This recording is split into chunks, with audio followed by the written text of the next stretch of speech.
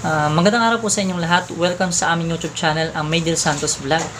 So, sa video ito is ituturo namin sa inyo kung paano nga ba ang step-by-step na procedure para mag-cash out sa inyong Star Wallet at paano kuhain ito sa remittances na Imlulyar.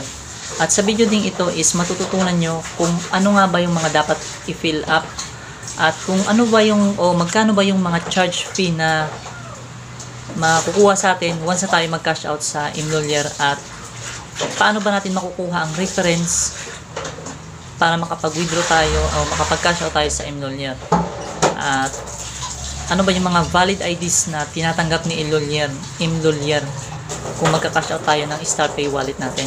So watch this video.